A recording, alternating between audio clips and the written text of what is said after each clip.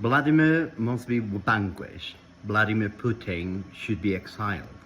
The only peace treaty that can be offered to him is one where he doesn't keep any territories from Ukraine, and he gets exiled from Russia.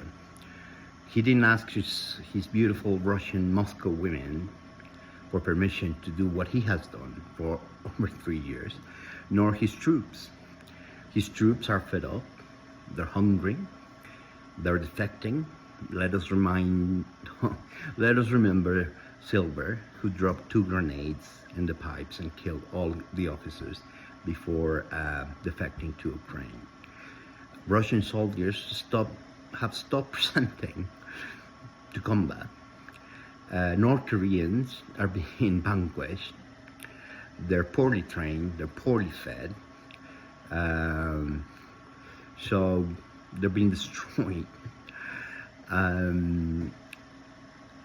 No one is happy with you, Vladimir Putin. Not even China now, after you've escalated things to where you keep on threatening with nuclear war. So, no.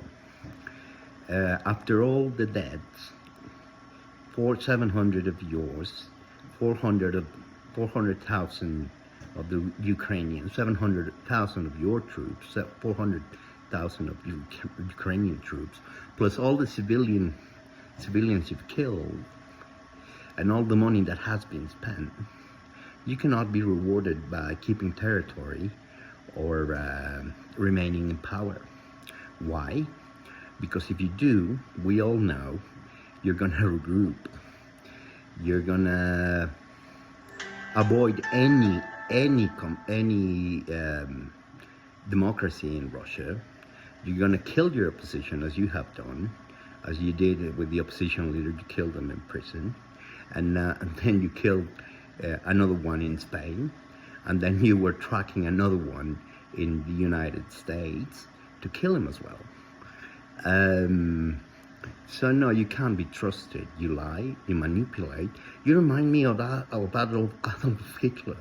Anything you promise, it's a lie. When you invaded Crimea, you lied about not being your troops. You fooled everyone for decades.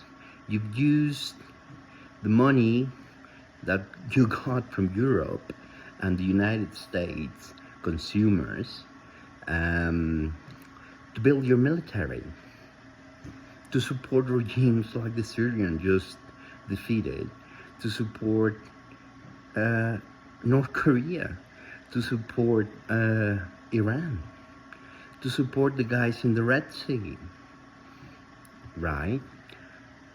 You're a menace to the free world. You're a menace to your own people, to your own army, and they know it. And they're gonna have to pay the price, because now inflation is surging, it's over 16%. Ruble is collapsing. It's no longer even gonna be good for heating this winter. Your stock market is collapsing. And on the contrary, your troops, on the contrary to Ukrainian troops, your troops are not motivated at all. They're not showing up. Russian population doesn't want to join your army. You failed miserably at that. Your North Korean troops are being vanquished and destroyed. They're poorly trained, they're poorly fed, they're cold, and they're scared. And many of them are defecting to Ukraine. Of course they are. Poor devils, right? So no. If the only peace treaty that should be offered to you is one where you don't get to keep any Ukrainian territory, and where you are exiled, just like Napoleon did, to an island, preferably an island controlled by the English, let's say, right, where you're going to be monitored, and where you end up your days peacefully, or not. Keep on facing Ukrainian troops, the tomahawks, and hopefully at some point, since you brought the North Koreans in, hopefully at some point the Japanese troops, You just gave Japan the green light to join the conflict. And trust me, you have no clue what that is. Facing Japanese troops is something else. As the Chinese, they faced them for centuries. Ask in Asia. Ask the guys in the First War, in the Second War, right? That's a quick way to get the war over. Getting the Japanese troops in. In fact, Japan just gave Ukraine tons of money, right? Japanese society is quite happy about the government supporting Ukraine. They're taking in Ukrainians like never before in history. They open to foreigners. So yeah. And it's the first time since the Second World War, Japan increases defense spending budget to that of France. Right? That's the situation you put the world in, you and she, right? I wonder what would Ronald Reagan and Margaret Thatcher do to you if they were alive. On top of that, you have a top man after you, a top intelligence Ukrainian guy. You know who he is. He's gonna get you eventually. So, no, Vladimir.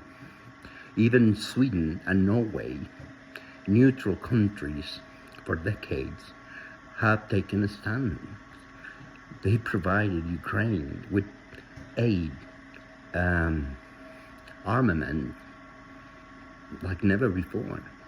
Sweden is giving Ukraine tons of arsenal, right? So no, I think you're about to be done. Your troops are tired. They can't take it anymore. If Ukrainian troops need support and more personnel, they don't need to ask South Korea. They can ask the Japanese. And then you'll know what that is.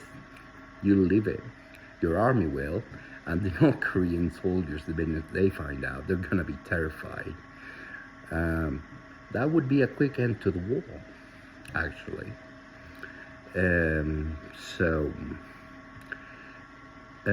You're giving Japan the green light by taking North Korean troops in.